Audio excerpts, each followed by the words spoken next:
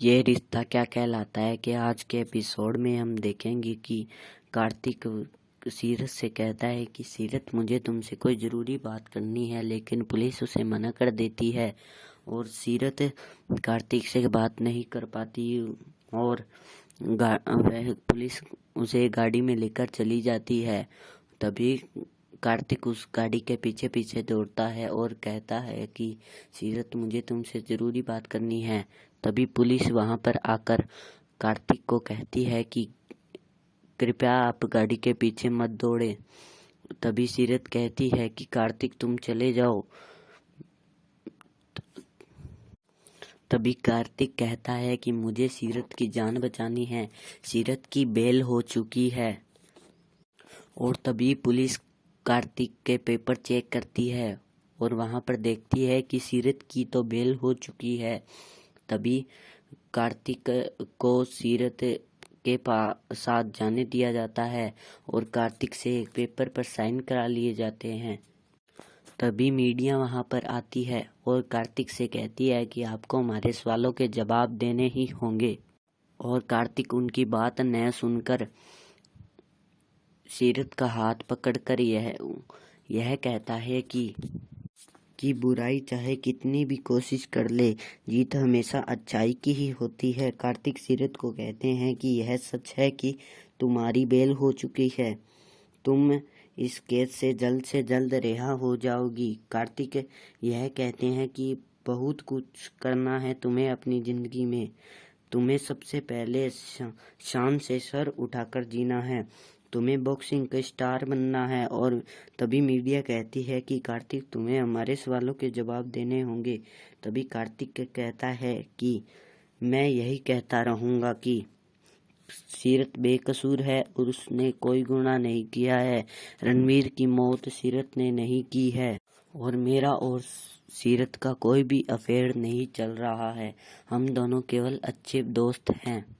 तभी वह वहां से चले जाते हैं। तभी सीरत के साथ वह कहीं दूर चला जाता है और वह खुले में जाकर सीरत को उसकी दादी माँ की याद आ जाती है और वह जोर से रोने लगती है और कार्तिक को कहती है कि तुम चले जाओ।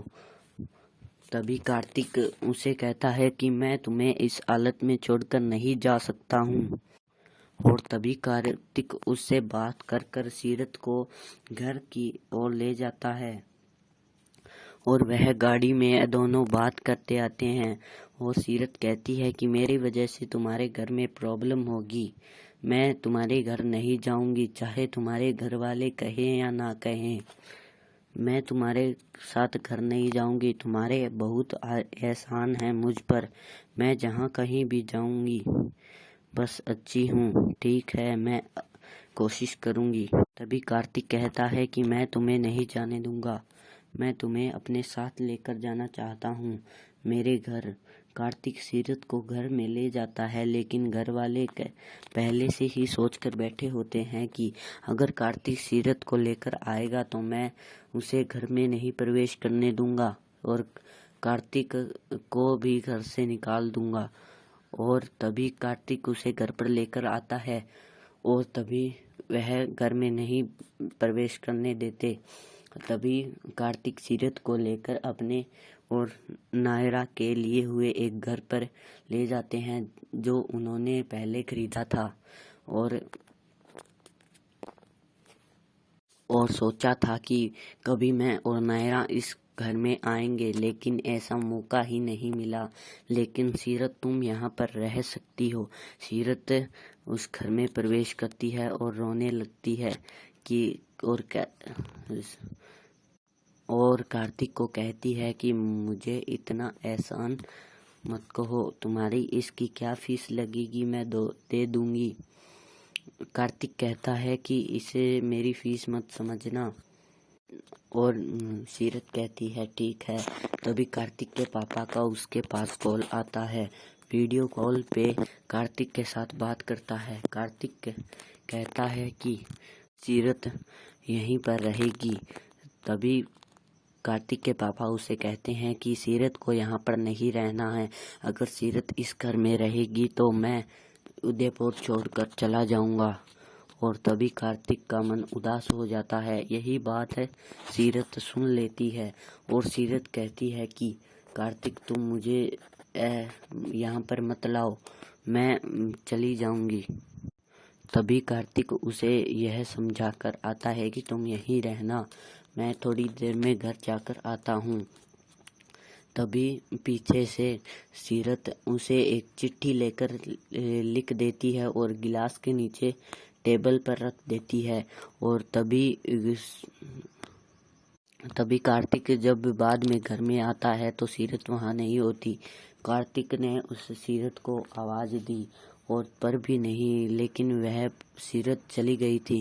कार्तिक उसे सीरत को ढूंढने लगा। तभी उसे सीरत की एक चिट्ठी मिली जिसमें यह लिखा था कि कार्तिक तुम मुझे याद मत करना, मैं चली जाऊंगी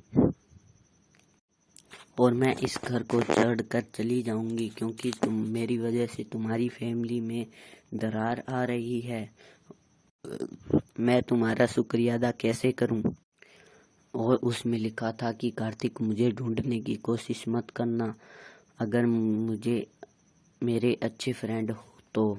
और लास्ट में चिट्ठी में यह लिखा था कि सॉरी कार्तिक। तो चलो दोस्तों, आज की इस वाली वीडियो में इतना ही। मिलते हैं ये रिश्ता क्या कहलाता है कि अगले एपिसोड में। थैंक्स।